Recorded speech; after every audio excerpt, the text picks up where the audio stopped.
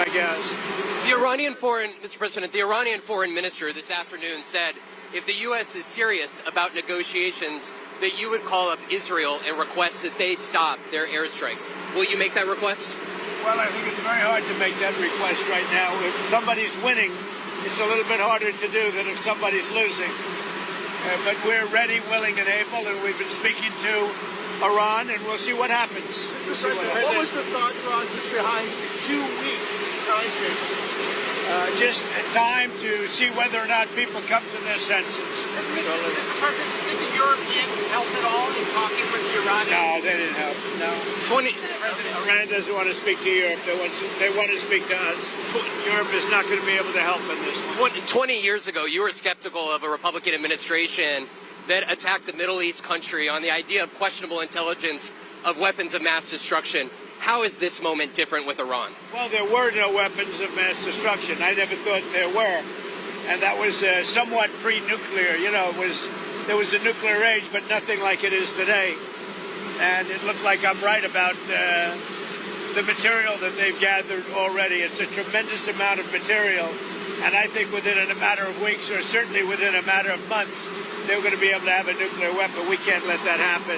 I was very much opposed to Iraq.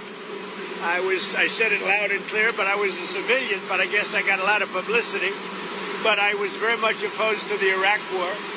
And I actually did say, don't go in, don't go in, don't go in. But I said, if you're going to go in, keep the oil. But they didn't do that. What intelligence do you have that Iran is building a nuclear weapon? Your intelligence community has said they have no evidence that they are at this point. Well, then my intelligence community is wrong. Who in the intelligence community said that? Your Director of National Intelligence, Tulsi Gabbard. She's wrong. Mr. President, are the Chinese in any way helping Iran at this moment? We're hearing reports of mysterious planes landing in Iran from China. I don't know. They say that they're there to take people out, but I can't tell you about that. I get along very well with China, get along very well with President Xi. I like him. He likes me. We have a very good relationship. We'll see what happens. I can't imagine them getting involved. This decision that you need to make on Iran, whether to strike militarily, is this the biggest decision you'll have to make as president? Well, I can't tell you that. I have to see what happens. I can't, really say that. It depends what the decision is. But I wouldn't really be able to tell you that now. I'll tell you in about a year from now, maybe 5 years or 10 years from now. You never know about decisions. You never really know. Would you support a ceasefire while the negotiations happen? I might, depending on the circumstances. Would you? Former Congressman Matt It's very hard to stop. I will say this. It's very hard to stop when you look at it. Israel's doing well in terms of war, and I think you would say that Iran is doing less well. It's a little bit hard to get somebody to stop. Sir, Liam Cosgrove was here, and former Congressman Matt Gaetz threw out an interesting idea suggesting that if you were to broker a deal where nuclear inspectors go into both Israel and Iran, that you could win a Nobel Peace Prize, and they might even rename it the Trump Peace Prize. Did you hear those? What do you think of that? Well, they should give me the Nobel Prize for Rwanda, and if you look at Congo, or you could say Serbia, Kosovo, you could say a lot of them. You could say, the big one is India and Pakistan. I should have gotten it 4 or 5 times. I should get it for the... I would think the Abraham Accords would be a good one too. But what do you They won't give me a Nobel Peace Prize because they only give it to liberals. Would you support Iran being able to have nuclear, or would you support Iran being able to have civilian nuclear energy capabilities up to 3.76%? You know, they're sitting on the top of one of the largest piles of oil in the world. I just don't know why they need that for civilian work. You know, it's one thing for certain countries to say, hey, I want to have a certain amount where I can go nuclear a little bit because we need it for electricity, we need it for air conditioners, etc.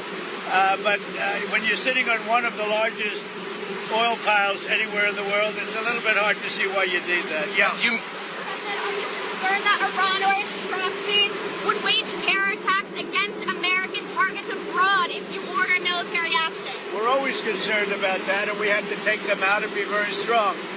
You're even in danger talking to me right now. Do you know that? You are in danger talking to me right now. So I should probably get out of here. But You guys are actually in danger. Can you believe it? One more. Mr. President. Is it still your expectation that NATO countries spend 5% of their GDP on defense spending? Well, I think they should do that. I don't think we should, but I think they should. We've been supporting NATO so long. In many cases, I believe paying almost 100% the cost. So I don't think we should, but I think that the NATO countries should, absolutely. And if a country like Spain decides not to? Well, NATO's going to have to deal with Spain. Spain's been a very low payer. They were always a very low payer. They were either good negotiators or they weren't doing the right thing. I mean, I think Spain has to pay what everybody else has to pay. Spain has been notorious for low pay. You know who else was a low payer, just about the lowest? A place called Canada. Because Canada said, why should we pay when the United States will protect us free? And they've been right about that. ICE. Ukraine, you've been making progress towards a peace deal, but I don't know if you know this, but Lindsey Graham and Mike Pompeo were there on the ground in Ukraine, seemingly doing the opposite, trying to provoke the Ukrainians to keep fighting. What do you think of that? Well, we're going to see, and people have to be very careful with what they say. They got to be very careful with their mouth, because their mouth can get them into a lot of trouble. One more. ICE. ICE has said that they're trying to arrest up to 3,000 individuals a day. There are some communities that are saying they are fearful of being wrongfully detained or separating some families, even if they're undocumented. Is the fear in some of these communities worth the deportations of these undocumented individuals, a mass deportation program? It's a tough subject because, look, we have farmers. I love farmers. I won 80%, 85% of the farmers, and I love them, and I'm never going to do anything to hurt our farmers. And you could also say the leisure business, etc. There are some businesses where you have a disproportionate amount of people that are the people that you're talking about. At the same time, we have to get the criminals out of our country. And we're looking at doing something where, in the case of good, reputable farmers, they can take responsibility for the people that they hire and let them have responsibility, because we can't put the farms out of business.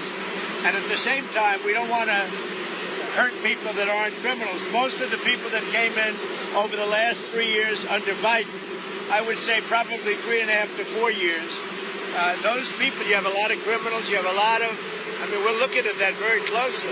You've had people that have worked on farms for 20 years. It's very hard to go in there and say, you know, you're coming out. But we're going to let the farmers take responsibility. They're great people. They'll do it. They know the good and the bad. So the hard part about this is not like a normal war where people wear uniforms. They don't wear uniforms.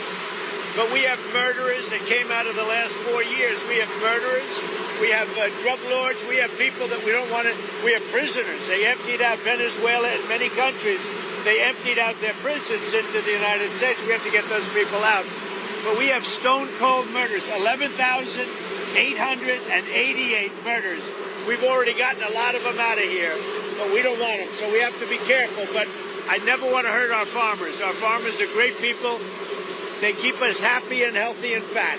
Are there other cities that you're going to try to replicate what you've done in Los Angeles? Well, I mean, we had a big victory last night in the Court of Appeals with respect to Los Angeles, but really the country, where Gavin Newsom, who's really an incompetent governor, he's just doing a terrible job between his fires, between all the houses burning down, his forest fires, and now Los Angeles. If we didn't go to Los Angeles, and the sheriff admitted it, he had no control. He would have lost control. We saved Los Angeles by having the military go in. And the second night was much better. The third night was nothing much.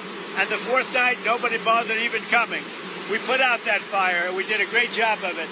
He sued us for going in and for helping him. We went and helped them. Right now, you'd have Los Angeles burning to the ground. Largely, it would have already been destroyed. Do you still want your legacy, Mr. President, to be that of a peacemaker? Do you worry that striking Iran would change that? Always a peacemaker. That doesn't mean sometimes you need some toughness to make peace, but always a peacemaker. Can you win in Iran without ground forces? Is an aerial campaign in Iran enough, or do you need ground forces? Well, I'm not going to talk about ground forces.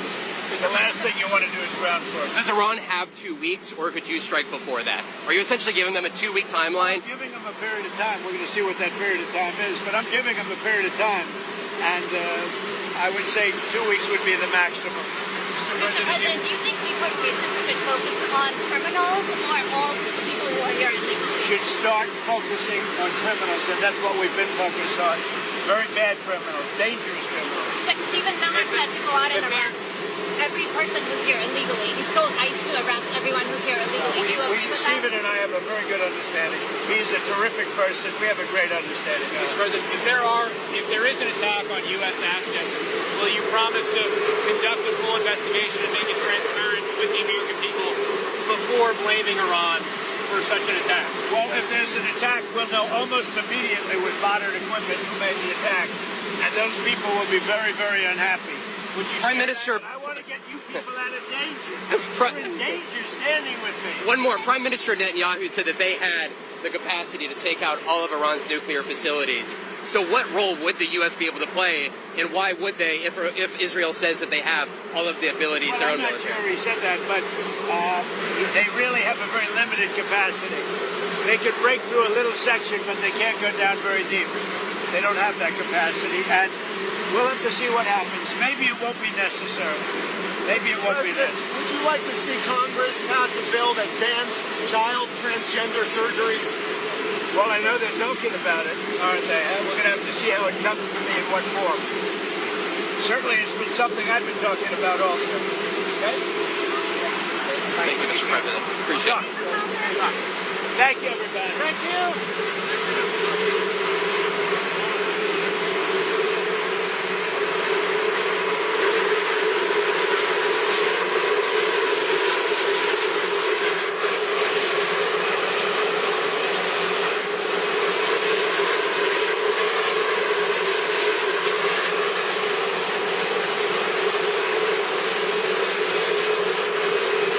You've been watching live coverage. We return now to our scheduled program.